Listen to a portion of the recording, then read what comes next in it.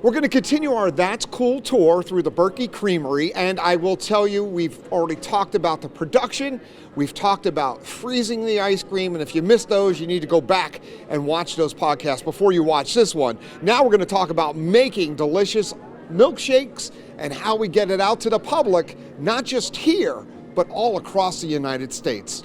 Of course, the best place to get the Creamery ice cream is right at their store on campus. And there are a lot of flavors to choose from. Here's the thing, we don't necessarily know what the flavors are. I mean, the kids do because they can look, but all the signs are out front so the people actually choose from the signs, and they're listed from the signs. So you have strawberry here and WPSU, and you can see peachy paternal and our Monster Mash. Is that pumpkin flavor? That is not pumpkin flavor. You'll have to taste it for me to tell you what it is, or we look right up here. Where is it? Monster Mash. Where's our Monster Mash? Oh, right there it is. Vanilla ice cream with Oreo cookies and caramel swirl. Ooh, that sounds good. Yes, and our other flavor of the month is Whiteout, which is the popcorn flavored ice cream. Now, how often do you change the flavors? Wow. Well, at any given time, we scoop 24 flavors, 3 sets of 8, and we switch them out as either a holiday flavor comes available or an event flavor comes available, or we run out of a flavor. So we try to scoop through the whole thing. There's certain events, like for instance, October being Monster Mash and Whiteout, we determined we have to get that out for October. So we had to pull some of the other flavors back. Out of 72 flavors, we have to make a choice on a monthly basis what 24 we're going to scoop. It can be complicated from times because everybody wants their flavor. And we can't carry all 7. Like someone who wanted the birthday cake bash or whatever and never got it for a while. And you had to come to July to get it. Oh, we get those calls all the time. The calls and the people that walk in, they say, where's birthday bash? And it's March. And we're like, hey, you have to wait till July. Well, they're not too happy about that. But if you can understand the concept of only being able to scoop 24 flavors and you have 72 flavors, you can't make them all at once and freeze them all at once. We have limited space. But sometimes do you have it that they can buy it to take home, even though it's not on that 24? You're putting me in a very precarious position. That's my job. I don't want to say that, but there are times that we have pint flavors, mini flavors, or half-gallon flavors that we might not be scooping. So if you don't find it here to actually have a single serving, you can go over there possibly for it to be there. It's not all the time that way, but we try to keep as many flavors available in many varieties of sizes. Let's put it that way. And it's not just the ice cream, it's also the milkshakes. And they taught me how to make those good milkshakes. Well, we just put 5 scoops of ice cream and 7 ounces of milk, and then you mix it up and it should be a good milkshake. How do you measure it all? You have something that scoops it out? Oh. We just use a cup, and then the scoops, we actually just scoop it out. It'd be like about 5 or 6 scoops, and it should make a good milkshake. What's a good milkshake, thick or thin? Like somewhere in the middle. Like not too thick, but not too thin, That is a very good answer because here's the thing. The other answer is it all depends upon the customer because some customers like it so thick they want to eat it with a spoon, while other customers want to make sure that they can have it with a straw. We have some very particular customers that are connoisseurs of our creamery shakes. Am I right? Yes. Yeah, we do. So for the basics, she was exactly right. The basics is somewhere in between. Let me ask you this. Are you allowed to mix flavors on a shake? No, you are not. No. Not even on a shake? No. Wow. Mixed flavors. And a lot of that, Joe, and you know this, is because of allergen issues. We want to make sure we don't have any cross-contamination of potential allergen flavors to non-allergen flavors. So if we'd accidentally make a allergen flavor here and they wanted to mix it, we put a vanilla in there, it would contaminate the actual spindle. In the same way with the dipping scoops, we want to make sure that we never cross-contaminate any flavors in case somebody's allergic. So do you separate out the ice creams by we allergen? We do. We actually have a nut flavor cabinet over there. These are non-nut flavors, and we actually, anybody that comes in, we have signs that say, hey, if you're allergic to anything for any reason, let us know, and we will dip from a separate cabinet. And we get half gallons of ice cream that we dip from and completely separate from here to keep allergens away. Now, what was that? Mint? This is bittersweet mint. Ah. Well, that looks really good. Get a close-up of that. Look at that. You can't ask for anything better. Now, that looks like there's more in there than fits in that cup. Yeah. Sometimes there's a little extra, but What do you guys do with the extra? We did that just for you, Joe. Do you guys get the extras? no. The right answer with the boss A close lot of by. times it goes down the drain, Yeah. unfortunately. We try to be very equal with it. Now realize this, that's also because she's been whipping it up, it's full of a lot of air. Yeah, so it'll settle back down. So the content normally would have fit in there, but it will settle down. So she'll get as much as she can in there.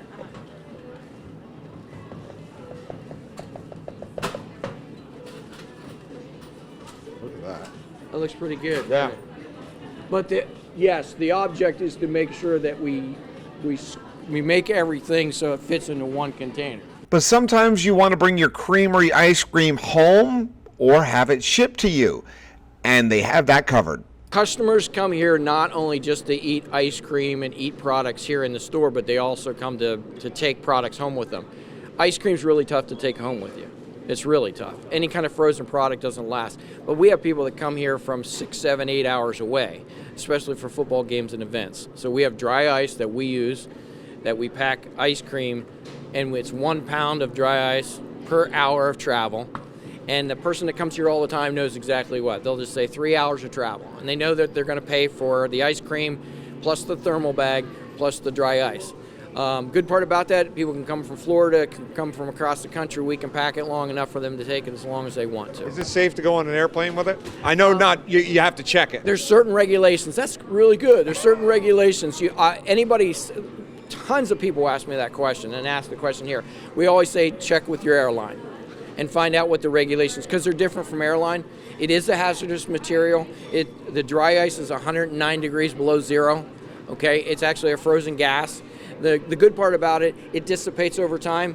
So when it dissipates, there's nothing left. It's a gas. But in confined spaces, there can be problems. So we also have warning labels on the thermal bags, and we have brochures over there that actually say, hey, if you're going to have this in a confined space, like your car, and you're driving, put it in the trunk of your car and roll the windows down a little bit. That way, when the dry ice dissipates, the gas evaporates, doesn't cause any problems. So besides that, people use it for hunting camp to keep meat frozen. Halloween's coming up. They put it in drinks for Halloween and it creates fog. So there's multiple uses for dry ice. We use it for the most important thing we think, and that's keeping ice cream frozen. It keeps it frozen rock hard. Now remember, when we went back into the blast freezer, I said it was about 30 degrees below zero.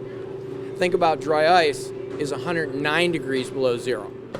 So it freezes and will freeze instantaneously. It'll freeze that ice cream very quickly and keep it frozen. So you want to take a look at it? Yeah. All right. I'll shoot some B-roll after that. Okay. Now don't touch it. Yeah, I've done that before. So this is the dry ice. Anybody that handles this has to handle it with actual gloves, and there's gloves around here, as you can see, these type of gloves. Okay, they have to be refrigerator gloves. And so when we pack dry ice, we pack it by the pound. We pick it up, we weigh it. That happens to be 2.2 pounds. So we'll break it up. It breaks real easy. We'll break it up, and then we weigh it on here for the amount of hours people want to take it. So this is a really cool idea. It comes to us already sliced. So they're about 2 to 4 pounds, and it gives us an easier ability to pack it into thermal bags. Hold right there. These are our thermal bags. So as you can see, these are insulated bags, kind of aluminum foil insulated bags. They're zipped up. So anytime we want to pack any type of ice cream, whether it's a pint, a mini, or anything, we put it in there, put the amount of dry ice in there, and zip it up. It is ventilated so that it doesn't explode. Because you can put it in stuff. Well, yeah, because the gas expands. Exactly. Yes, so. And so you have to have some sort of ventilation. And that's why also, because we need ventilation, we also have to warn everybody that the gas will vent outside of their vehicle and so forth. So you have to make sure that you put it in the trunk. It is this dry ice that allows the creamery to ship ice cream all across the United States. But you need to be safe with the dry ice. Here's the warning. dry ice warning, we make sure that for safety purposes, everybody knows how to handle dry ice. This is especially dangerous when the job's done. What do you do with dry ice when the job's done? You can't throw it away. You can't throw it out in the yard because animals can get to it. They can hurt people. Set it out on the table We always say unzip it, and leave it in the bag. leave it in the bag, put it in a metal sink if you have a metal sink, not a plastic sink. But keep it in the bag, keep it open, let it dissipate. It's gone in the morning, you're good to go. Unless you want to have fun with it and put it in some root beer or something like that for a party. So that concludes our tour of the Berkey Creamery, from the production to the freezing to serving. Of course, the last step is tasting. Jada, why don't you help me out? I'll try that new Monster Mash for this time here. On a cone or a bone? Let's go ahead with a cone, of course.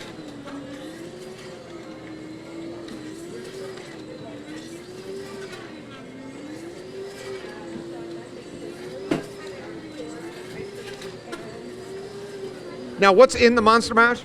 It's a caramel swirl with cookies and cream, basically, with a caramel swirl. That's it.